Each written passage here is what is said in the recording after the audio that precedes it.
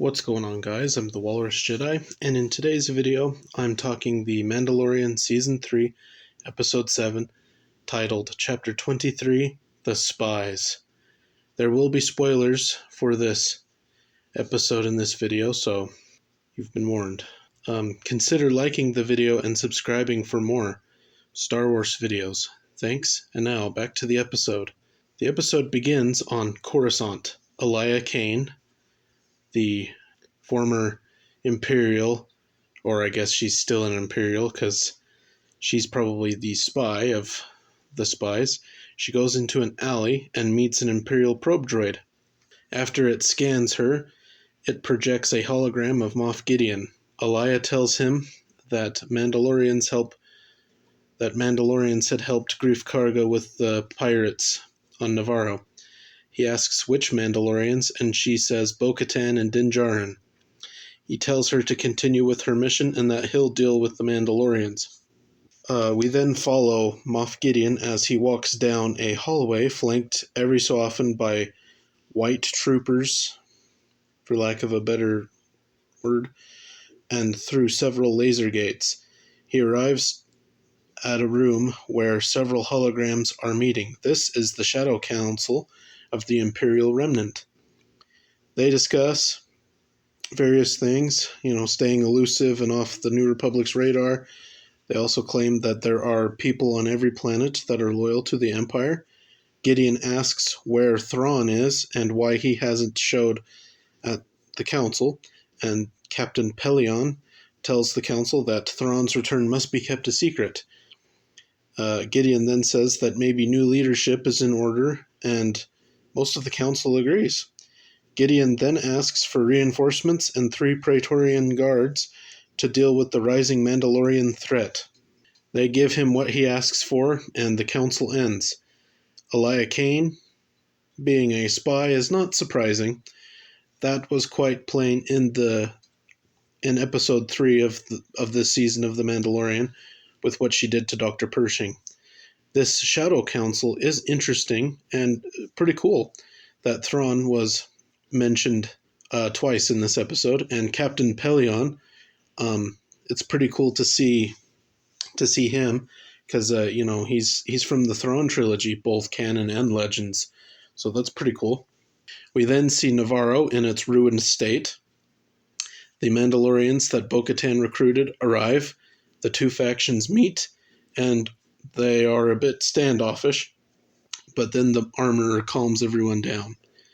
Grief Karga then greets Din and gives him a gift of some alcohol. He then takes Din and Grogu back to his office where the Anzellans, the Babu Frick creatures, give Grogu a rebuilt IG-11, or I guess now IG-12. The droid has a compartment or area in the chest where Grogu sits and pilots him. So Din reluctantly allows Grogu to pilot it, and in the streets, Grogu takes food from the vendor and eats it, and Din has to pay for it, and generally causes Din some grief. So Grogu's new mech, it looks better than I had thought it would from the rumors, because that was a rumor. I guess this allows him to move faster, even though he's in the episode it looks like he still moves slow, but he can run in it, I'm sure. And he could press a button to say yes or no, so I guess that there's some level of communication. But yeah, more Grogu antics, so yay. Bo-Katan then asks for volunteers from both tribes to go and scout Mandalore. Din, Paz, the Armorer, Casca Reeves, and Axe Woves all volunteer, along with a few other, unnamed Mandalorians. They leave and take the fleet with them.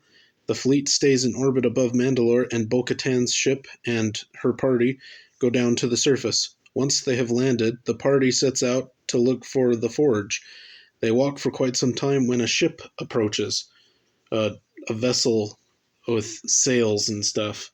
They learn that some Mandalorians are still on Mandalore, and they take this sailing ship back to Bo's ship, and the armorer takes the wounded that these, Mandalorians that have lived on Mandalore, she takes them back to the fleet. for medical attention. The party then goes to the forge. On their journey, Bo-Katan tells how she lost the Darksaber, that she had surrendered it to Gideon to spare Mandalorian lives, but he killed them anyways. A little later, a fight breaks out between Axe Woves and Paz Vizsla rather. Grogu breaks it up, and that after that, a large creature awakens ahead of their ship. This large, I don't know, crystal dragon thing. I don't know, big creature. They try to dodge it, but the ship is destroyed, so they abandon ship and they enter a cave near there, and they eventually arrive at the forge. It is pretty cool that some Mandalorians still live on Mandalore. Thought that was a nice little touch. The two tribes fighting by way of Axe and Paz, it's not that surprising. It was bound to happen, given that they're kind of opposites of each other. This large creature dragon thing is pretty cool. I wonder if it's maybe related to the mythosaur. Because both are kind of like dragon things, but I guess we'll probably never find out. But maybe in like a making of book or art or one of them types of books where they you have all the side characters or creatures that's where you usually find out what creatures are called. The party is alerted when they hear jetpacks. Moff Gideon's white troopers, who are armored with Beskar, they attack the party. The party manages to kill most of the troops with a few casualties of their own. They follow the survivors into a base, which looks imperial. It's Moff Gideon's headquarters. The Mandalorians are trapped, and a few, including Din, are separated from the rest of the party when a door closes between them. Din fights the troopers, but ultimately is captured. That's when Gideon arrives via jetpack in his new armor, and even he has a helmet. He orders his troops to take Din to the debriefing room. He then asks Bo-Katan to give him the Darksaber. She essentially refuses, and the Mandos provide cover fire as Bo cuts a way out with the Darksaber, and Paz Vizsla covers their retreat. When everyone is through the hole, Bo tells Paz it's time to go, but Paz hits a switch, and the door which the Moff Gideon's troops had opened to shoot at the Mandalorians closes, and he has a last stand, killing all of the troopers. But that's when Moff Gideon's Praetorian guards arrive, and Paz Vizsla, having been weakened by his previous fight, they unfortunately kill him. And so Bo-Katan leaves, and that's when the episode ends. Moff Gideon's armor, I think, looks pretty cool. Now we finally know where his base is. So, and his armor, he called it the next generation of the Dark Trooper. So, and it sounds like what he wants to do is mix Mandalorian armor with cloning technology of like force sensitive people in there. So essentially you have this force sensitive army and Beskar armor that will rule the galaxy. So that's interesting. Paz Vizsla's last stand, I think, was a really great way for the character to go out, and it was a bit surprising, and it is a little sad for two reasons. One, I like the character, and two, he's leaving his son behind. But that's the Mandalorian way. At least he gave his life so the Mandalorians could continue and potentially escape and warn the fleet. So we'll see in the next episode. I hope Gideon doesn't take out the Mandalorians, because I want them to rebuild Mandalore. I want Mandalore to return, and I want the Mandalorians to be a faction that helps the New Republic fight Thrawn. I think that would be cool. And I wonder what will happen to Din Djarin. So I'll have to wait and see the next episode. This was a great episode. We're finally progressing the story, and it's really cool. Moff Gideon, he was rescued by probably these troopers that he had, so they're not Mandalorians, so they're just wearing Mandalorian armor. I was right. That's cool. I look forward to next week eagerly.